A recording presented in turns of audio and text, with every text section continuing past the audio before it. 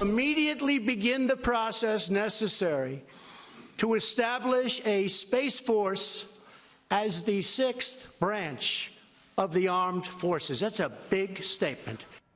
That was the president 2 months ago. Now, today, Vice President Pence revealed the administration's more detailed plans for creating a fully independent Space Force in just 2 years. Professor Michio Kaku is a physicist, the author of the New York Times bestseller, The Future of Humanity. He joins us.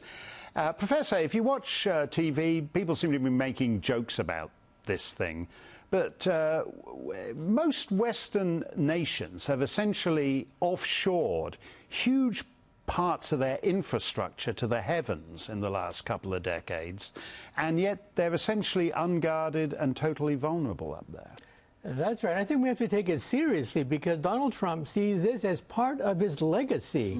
Long after he's gone, we're going to have a U.S. Space Force for the first time since 1947, a new branch of the military.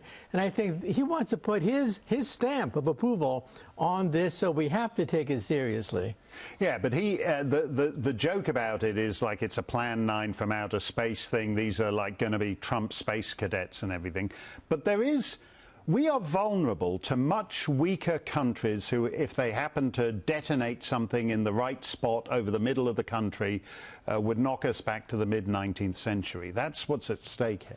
That's right. We don't realize that outer space, we are a sitting duck for a preemptive strike. Right. You realize that we are the most vulnerable because we have over half of all the commercial operating satellites in orbit. Yeah. And even a small nation like North Korea, a hydrogen bomb over Kansas would be enough to wipe out nearly half of our telecommunications network and paralyze power stations across North America. Right. And that's just one hydrogen bomb over Kansas.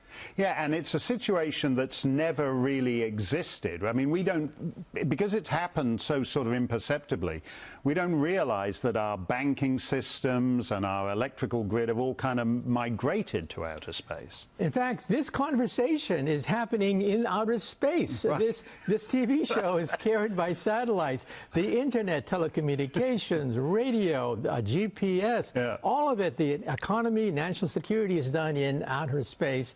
And like I said, we're sitting ducks. So that's why I think we should follow what Ronald Reagan did. Ronald Reagan said, A, we need peace through strength, but B, let's cut a deal with Gorbachev. Let's try to manage the unmanageable by cutting a deal. Now, the Outer Space Treaty of 1967 could address these vulnerabilities, but it's way out of date. Yeah. It says nothing about laser cannons, killer satellite technology, kinetic energy weapons, nothing. No, the world has changed so much since then. Thank you very much for that, Professor. That is absolutely extraordinary. It is a serious business, and as you say, it may well be part of the president's legacy.